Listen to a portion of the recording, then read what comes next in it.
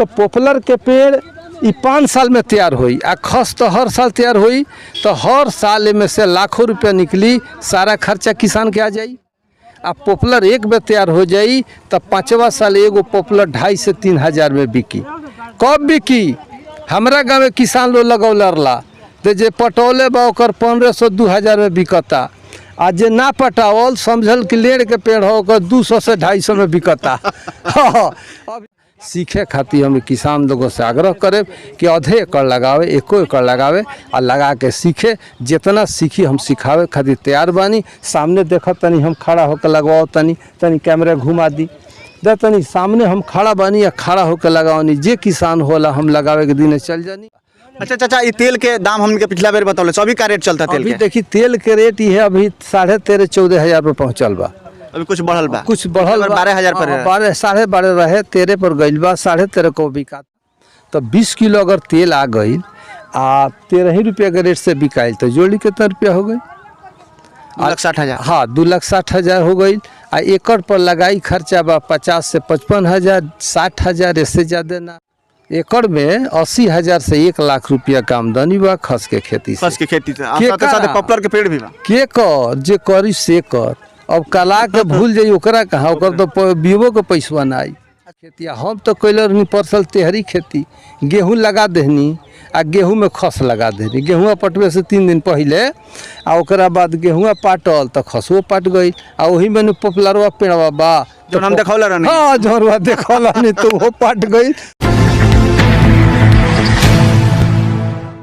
एक साथ 2 प्रकार के खेती होता है, 2 गो खेती 1 गो खेत। एक ही खेत में 2 प्रकार के खेती होता, मतलब कि पॉपुलर के पेड़ भी लगता आ खस के खेती होता। ये कौन खस के खेती है? उहे खस के खेती है जौना खस के खेती से आ जौना खसवा के तेलवा जौन बाराबंकी लखनऊ में 18,000 से लेके 30,000 रुपया प्रति लीटर बिका। 2 बीघा के प्लॉट में हमने के बानी सोन, ये चंदन जी के 2 बीघा के प्लॉट बा। 2 बीघा के प्लॉट में खस के खेती और प्लस में ओकरा साथे साथे पॉपुलर के पेड़ दोनों एक साथे होता। चंदन जी के खेत बा, 2 बीघा के प्लॉट बा। तमाम बातचीत हुई चंदन जी से, और खान चाचा भी हमारा साथ में मानी, लहेजी के खान चाचा, वहाँ के प्रोजेक्ट बाई और वहाँ के पौधा बा, पॉपुलर के पेड़ भी खान चाचा दिले बानी। और ये खस के जौन की स्लिप रोवा देख रहा बानी, लागत आई धान खनिया ये कि खस बा। ये स्लिप बा, बुझात हुई कि मूज के झूर है, लेकिन मूज के झूर ना है, खस है। ये खसबा है जहाँ हमने के देखौले रहनी सन, बतौले रहनी सन कि 18,000 से लेकर के 30,000 रुपया प्रति लीटर तेल बिकाला लखनऊ बाराबंकी में। तो लोग पूछता का है,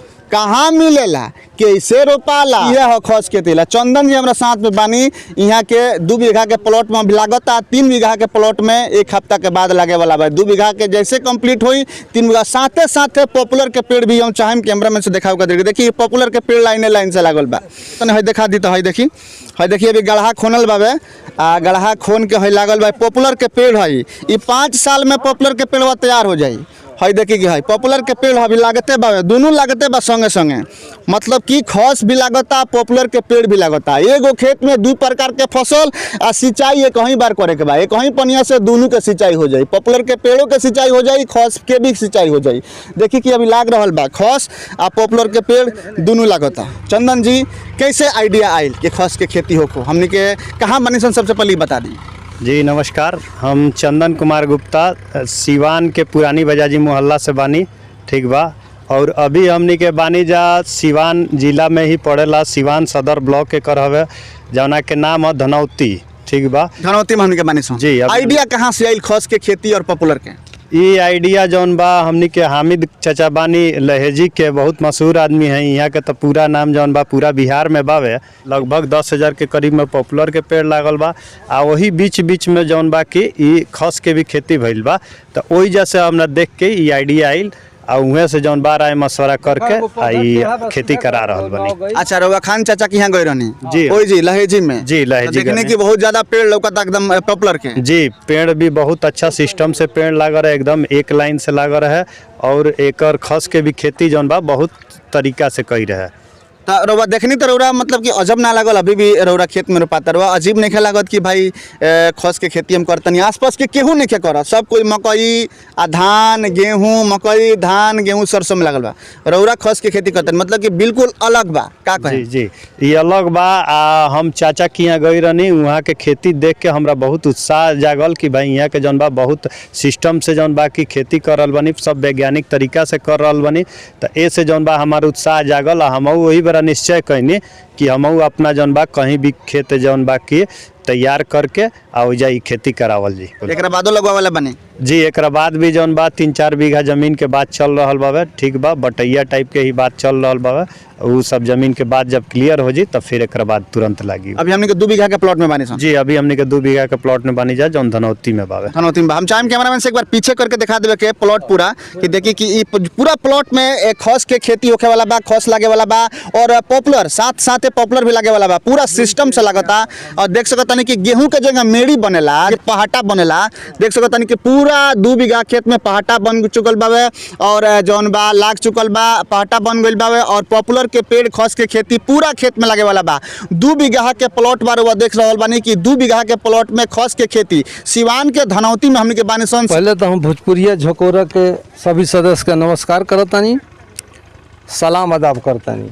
किसान जग रहल बाड़े आ लगावे के तरीका हम चाहतनी किसान के बता देवे कि एकरा पहले तो बतावल गईल कि कैसे खस जेसीबी से कोराता कैसे झाड़ाता कैसे सोर कटाता कैसे पानी में 72 घंटा फूलता आ फिर गरम करके कैसे तेल निकलता ये सब तो हमनी के बता चुकल बानी सब बाकी तो कुछ नहीं खे।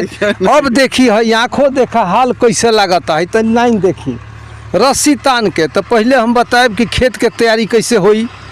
किसान के बुझाता कि बड़का पहाड़ काम बा कौनो पहाड़ काम नहीं खे। जैसे खेत गेहूं के जोताई होला वैसे खाद छीट के 2 किलो कट्ठा डाई आ 750 ग्राम पोटास आ 100 ग्राम कट्ठा में सल्फर छीट के खेत के 2 चस कर दी आ रोटरी से प्लान करा दी। एकरा बाद मेड़ी कियारी बनल बा जौन देखावल गइल है जगह गेहूं सिंचाई के मेड़ी कियारी बनेला ओगा मेड़ी कियारी बना देवे के बा आ वही मेड़ी कियारी में पानी चलता देखिए है ना तनी दिखाई पानी चलता बोरिंग से तो मैं पानी चला देवे के बा। आ बहुत किसान सीरी विधि से धान बोएले वही धान के तरह रस्सी तान के 1.5 फीट के दूरी बा आ 1-1 फीट पर पौधा लागता यानी 1.5 बाई 1 पर एक पौधा लाग रहा 1.5 बाई 1 पर। तो जे किसान मड़ुआ के खेती कैले होखे सेम समझी कि मड़ुआ के खेती होता। बहुत किसान कहता बाप रे लेव करे के पड़ी पानी ला रे लेव ना करे के पड़ी पानी चला के आ मड़ुआ के तरह लगा देवे के बा करत नहीं खे किसान हाफता पहले ही कि बाप रे। अच्छा ये बताई कि हम 11 बरस से 2009 से करतनी हमारा घाटा हर साल लागत रही तो हम कोनो देवता के भाड़ा भखले बनी कोनो मजार पर भखले बनी का कि घाटा लागत रहो हम खेती करत रहे। अरे ऐसा तो कोनो खेतिए नहीं खे ना सुखार से जाता ना दहार से जाता आ दुनिया के कोनो एक जानवर एक पत्ता खाते नहीं के। अब ले बढ़िया का चाहिए जी घोबरा से लोग तबाह बा। हमारा गाँव लहेजी में भगत जी लोग सब्जी बोला रला 2 रात घोपड़ा सैले हंस तो पते नहीं खे चलत कि कौना खेत में सब्जी आ कौना में ना बुआई रहा बाप बाप करत हलो छाती में मुक्का मार के गिर गई बालो आ के देख ले केहू हमार वही जे 8 बीघा खस लागल बा एगो पत्ता नहीं खे खात। तो हम कितना समझाई हमारा यहाँ में MP साहब आयल बड़े खेती करता रहे मकई बोले बड़े आ तार से इंगल से घेरले बड़े तो उनका से तो चलाक घोपड़सवा बा जानता नहीं गिरी बाबा का कैले बा मुहवा लफा के 4 पीटले खा गई चारों बगल से वो छाती पीटता रे। हम कहता नहीं कि हो संगतिया हो अरे आओ नहीं औषधीय खेती करल जाओ कहते कुल हम ना करे वो गेहूँ बोता रे। अरे गेहूँ में का आमदनी बा एकड़ में 8,000 से 10,000 रुपया होता आमदनी। MP साहब के बात करता नहीं हम MP साहब लहेजी MP साहब बात करते नहीं ये बेरा खूब खेती में जोर लगौले बड़े बेचारे खूब करता सिवान के पूर्व MP। हाँ हम ही नहीं कहत कि धान गेहूँ गेहूँ मत बो खाए भर बो सरसों बोवो तोड़ा बोवो चना बोवो मटर बोवो मसूर बोवो संतुलन बनावे के न बाजी। अब सारा लोग गेहूँ बो दी तो गेहूँ कहाँ जाई एक साल 11 लाख टन समुंदर में डाले के पड़ल, वैसे डाले के पड़ी। किसान बात मानत नहीं के। अरे सब कुछ करो कि संतुलन बन रहो, गन्ना करो, सब्जी करो, करे के बा हर फसल। तो किसान के भट बा एक खस के खेती में। अच्छा ही बताई, ये जहाँ पौधा तैयार होता लखनऊ सीमैप में 100 वैज्ञानिक बाड़े आ हर वैज्ञानिक के 1 लाख रुपया पेमेंट बा। मानी महीना में 1 करोड़ सरकार पेमेंट करतिया प्रोफेसर लोग के। आ एकरा बाद कितने चपरासी बाड़े, कितने क्लर्क बाड़े, कितने बड़ा बाबू बाड़े, उ अलग बा। उ नहीं बीजवा तैयार कैले बा। खसवा के बीजवा सीमैप के लखनऊ के वैज्ञानिक लोग तैयार कैले बा। ओइजा से हम 2 रुपया स्लिप ले आइल बानी आ ओकरे के बढ़ा के हम किसान के 80 पैसा स्लिप देतानी। एगो स्लिप का 80 पैसा लेतानी। आज के डेट में केहू पता कर ले सीमैप से फोन करके कि उ कितना के स्लिप बेचता, तो यह स्लिपवा वो 2 रुपया के बेचता, ओकर बेचाता। हम 80 पैसा किसान के लगा के केहूँगा चाहतनी कि जगा दी। ये खेती में 4 गुना लाभ बा। धान गेहूँ से बढ़िया से जे करी ओकरा तो 8 गुना लाभ होई। तो हम किसान से ही चाहे कि गेहूँ के खेत खाली भइल बा, कटल बा, खेत जोत दे और खेत तैयार करके आ 15 मई तक लागी तो 10 महीना में फसल तैयार हो जाई। लागे खातिर तो खस सालों भर लागेला, लेकिन मई भर लागी। अप्रैल मई लग रहल बा सामने, अप्रैल मई लागी आई फसल 10 महीना में तैयार हो जाई। 2 बेर यूरिया डाल दी तो 1-1 पाँजा के झूर हो जाता। एकर मेन ग्रोथ तो बरसाते में बा, 4 महीना में, जुलाई अगस्त सितंबर अक्टूबर ले बा। 4 महीना में ग्रोथ कर जाता, फसल तैयार हो जाता। वो बेरा न सिंचाई करे के बा, कुछ नहीं खे करे के, बस एकरा के मार्च में कोड़ लेवे के बा आ कोड़ के सोर से तेल निकाल लेवे के बा। अब किसान कहता कि तेल कहाँ निकली? हमारा जिला में 9 गो मशीन बा, सिवान में आ गोपालगंज में 6 गो मशीन बा। ठीक ना? एगो राजापट्टी में मशीन बा, उ सुरेश यादव हवन, उ तो 20 बीघा लगौले रहा। केहू जाके देख ना ले। 3 पार्टनर मिल के विजय शंकर दुबे आ MS दुबे उहो लोग 16 बीघा लगौले बा गंगा के किनारे। तो जे किसान हमरा खुद 23 बीघा लगल रहा। एकरा बाद देख ली दोहरी खेती सुननी खस लागता। एमे 12x12 में पॉपुलर के पेड़ लागल बा। देखा दी दिन पॉपुलर के पेड़। तो पॉपुलर के पेड़ ई 5 साल में तैयार होई आ खस तो हर साल तैयार होई। तो हर साल में से लाखों रुपया निकली, सारा खर्चा किसान के आ जाई। अब पॉपुलर एक बेर तैयार हो जाई तो 5वां साल एगो पॉपुलर 2,500 से 3,000 में बिकी। कब बिकी? हमरा गाँव में किसान लोग लगौले रहा। तो जे पटौले बा ओकर 1,500-2,000 में बिकता। आ जे ना पटावल समझल कि लेड़ के पेड़ हो ओकर 200 से 250 में बिकता। अभी 30 ट्रक काट के चल गई। 50 ट्रक अभी हमारा पंचायत में बा। जेकरा देखे के होके आके देख ले। ई चंदन बाबू गई रहे, देखल है। हमारा घरवा के अगले बगल 8,000 पेड़ लागल बा। हमारा पंचायत में 10,000 पेड़ लागल बा। हम कहले रहनी कि 1400 किसान के हम लगौले बानी। हम तो 1 लाख पॉपुलर के पेड़ लगौले बानी। लेकिन जे किसान सिंचाई कई वो खुश बा, आ जे ना कई छाती में मुक्का मारता कि हमारा पैसा नहीं मिलत। तो पैसा कहाँ से मिली? रुआ सेवा करे तब न। कौनो जानवर नहीं खात, सुकार दहार से नहीं जात, किसान के अच्छा लाभ होता। सीखे खातिर हम किसान लोगों से आग्रह करें कि आधे एकड़ लगावे, 1 एकड़ लगावे और लगा के सीखे। जितना सीखी हम सिखावे खातिर तैयार बानी। सामने देखा तनी हम खड़ा होकर लगवाओ, तनी कैमरा घुमा दी दे, तनी सामने हम खड़ा बानी या खड़ा होकर लगावनी। जे किसान होला हम लगावे के दिन चल जानी। हमार मुंशी बाड़े चल जाले, हमार 2 और आदमी बाड़े चल जाले, वो लोग खड़ा होकर लगवा देला। अच्छा चाचा, ये तेल के दाम हमने पिछला बेर बतौले, अभी का रेट चलता तेल के? देखी तेल के रेट ये अभी 13,500-14,000 पर पहुँचल बा। अभी कुछ बढ़ल बा, कुछ बढ़ल 12,000 पर 12.5 रहे, 13 पर गइल बा, 13.5 को बिकाता।